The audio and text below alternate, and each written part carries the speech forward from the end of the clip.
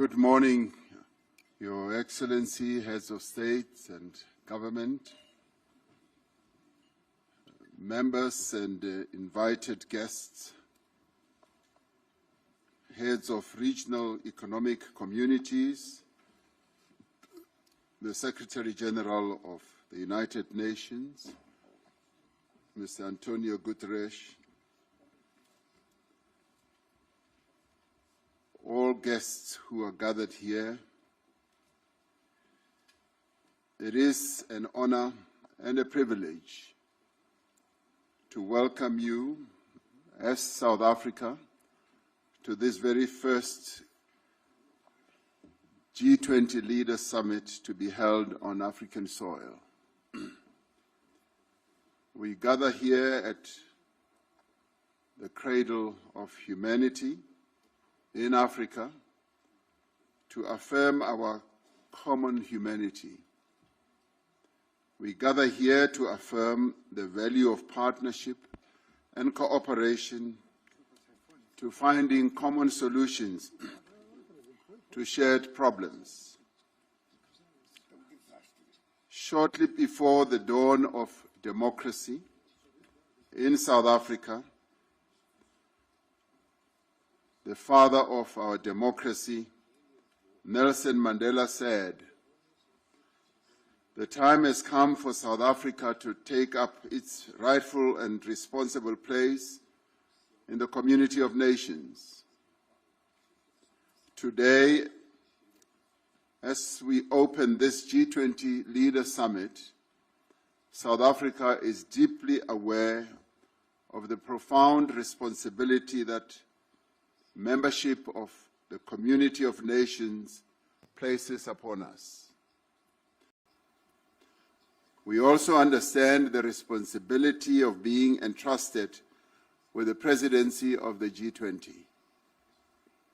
In the execution of its task as president of the G20, South Africa has, throughout the past year, through its stewardship of some 130 meetings in various parts of South Africa, in other countries on the African continent, and beyond our shores, including at the United Nations, we have sought to undertake this task with care, with dignity, and with diligence. We have sought at all times to preserve the integrity and the stature of the G20, a premier forum of international economic cooperation. From its initial focus on broad macroeconomic issues, the G20 is now engaged on matters such as trade, sustainable development, health, education, science and technology, agriculture, energy, the environment, climate change, and many others. It has therefore broadened its scope as the challenges of the peoples of the world requires that they should be addressed. As the G20 countries, we understand that progress on each and all of these issues is a necessary condition for strong, sustainable, balanced, and inclusive growth. In pursuit of and in conformity with the founding mission of the G20, South Africa adopted the theme Solidarity, Equality, and Sustainability for its presidency in 2025. Through solidarity, we can create an inclusive future that advances the interests of people around the world who are at the greatest risk of being left behind. This is important in an interconnected world where the challenge faced by one nation affects all other nations. By promoting equality, we strive to ensure fair treatment and equal opportunities for the individuals and nations of the world. The disparities in wealth and development within and between nations is not only unjust and unsustainable, it is also one of the greatest impediments to sustainable development. It is essential that we break down divisions of economic status, of gender, of race, and geography. Sustainability involves meeting the needs of the present without compromising the ability of future generations to meet their own needs. As a founding member of the G20, South Africa has sought to ensure that the development priorities of the Global South and the African continent find expression firmly and permanently on the agenda of the G20. This is important not only for the people of Africa and the Global South. It is vital for global stability and security, alleviating resource pressures, managing population movements, and reducing the risk of conflict. We seek stability because it attracts investment, it improves planning and reduces the risk of global economic shocks. And we prioritize inclusive and vibrant markets because they are able to drive innovation and efficiency. Thriving economies lift people out of poverty. They encourage greater investment and trade, and they generate the revenue needed to invest in public goods. The threats facing humanity today, from escalating geopolitical tensions, global warming, pandemics, energy and food insecurity, to inequality, unemployment, extreme poverty, and armed conflict, jeopardize our collective future. It is therefore essential that we make greater and faster progress towards the achievement of the United Nations Sustainable Development Goals by 2030. We welcome the Seville Commitment adopted in June this year, which sets forth a renewed global framework for financing for development. We must use this framework to catalyze development investments at scale in developing economy countries. We must continue the reform of the international financial architecture, ensuring that institutions are strengthened and are more inclusive and are equipped to meet the challenges both of the present and the future. At the beginning of our G20 presidency, we identified 4 high-level priorities. Firstly, we focus on action to strengthen disaster resilience and response. While climate-induced natural disasters affect countries around the world, they have a particularly devastating impact on countries that cannot afford the costs of recovery and rebuilding. We have agreed that it is essential for the global community, international finance institutions, development banks, and the private sector to scale up post-disaster construction. Secondly, we agreed that we must take action to ensure debt sustainability for low-income countries.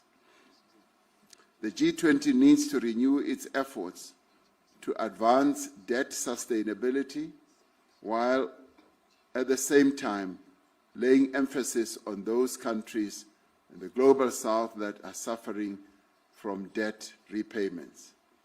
Thirdly, we said we should mobilize finance for a just energy transition, increasing the quality and quantity of climate finance flows to developing economy countries.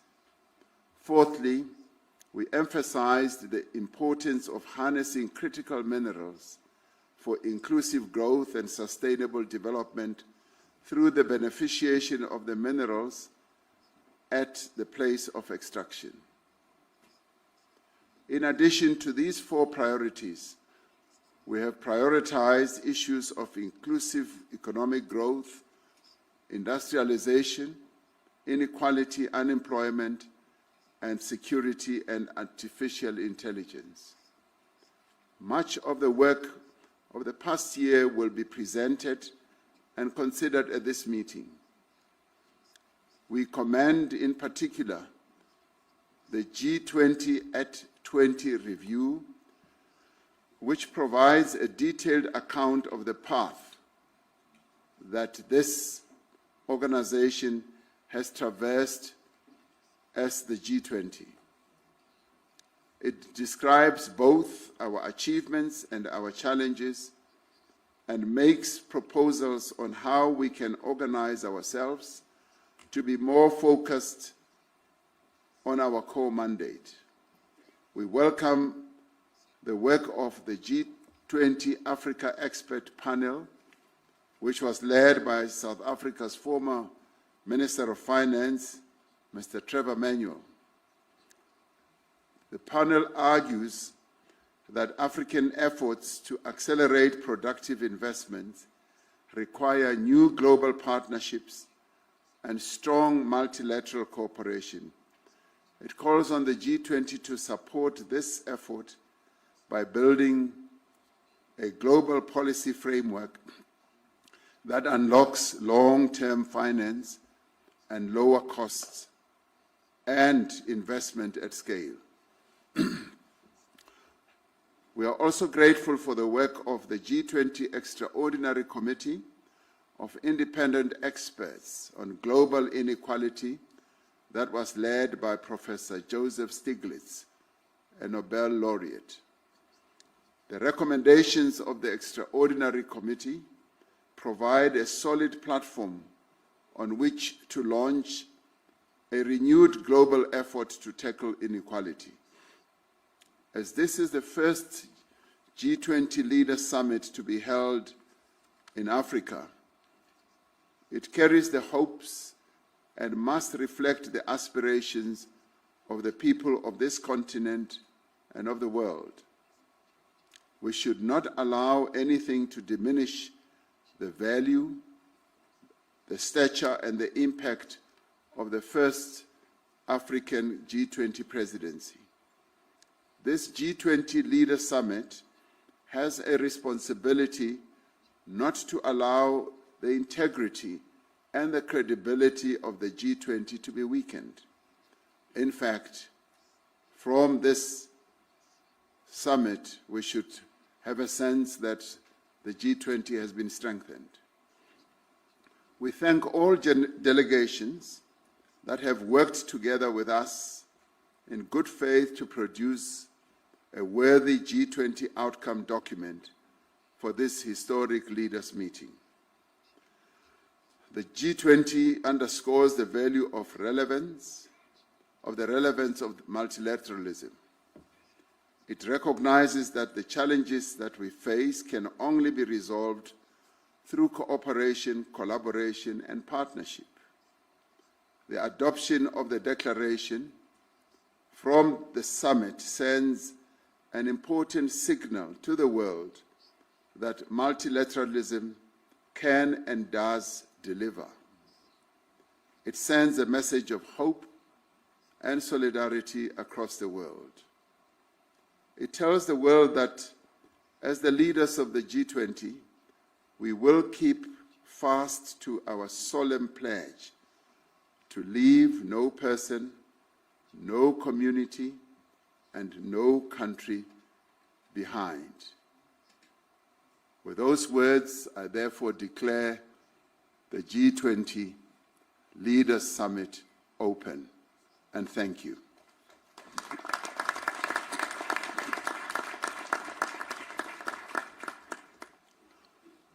Your Excellencies, please allow me to take you through day one of the program. Session one will focus on inclusive, and sustainable economic growth. This session will be followed by presentations of the recommendations of the reports of the Africa Expert Panel and the Extraordinary Committee of Independent Experts on Global Inequality. We will then have a working lunch, and this will be followed by a family photo. And I thank you for your attention and look forward to a fruitful discussion. Now, in discussions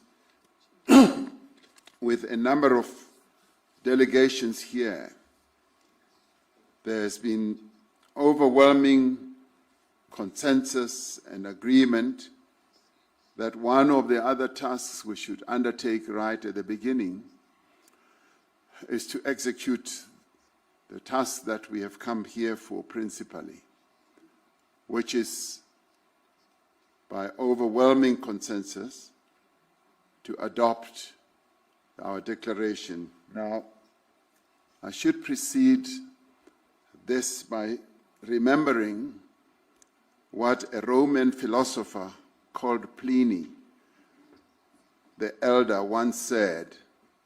He said to have said, ex Africa semper aliquid novi, meaning out of Africa there is always something new.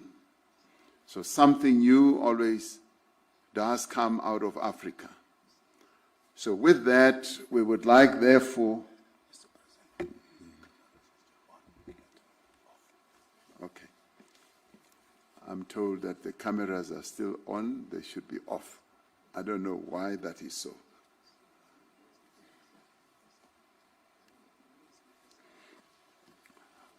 With that, we would like, therefore, with a consensus that has emerged through the work that has been done over the whole year and the 130 meetings that have been held where each sector has been able to reach agreement, would like, therefore, to put the proposed declaration as the G20 South Africa Summit Leaders' Declaration, to put it forward for your adoption.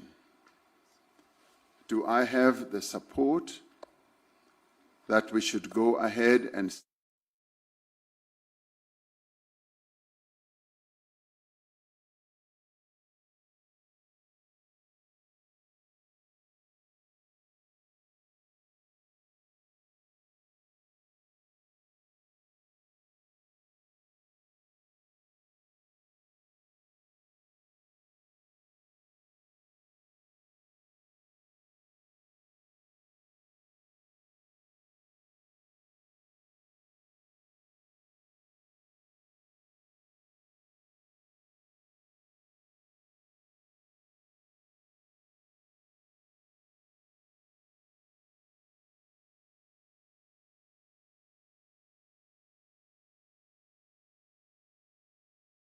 Do you want to watch more videos like this one? If yes, subscribe to our channel and press the bell icon next to it. We have decided to bring videos on something nobody talks about: African politics, economy, and increasing power. Thanks for watching, and until the next video, stay tuned. Tell us what you think in the comment section. Like and share the video, and subscribe so that you don't miss any of our African videos. It's the best way to support us.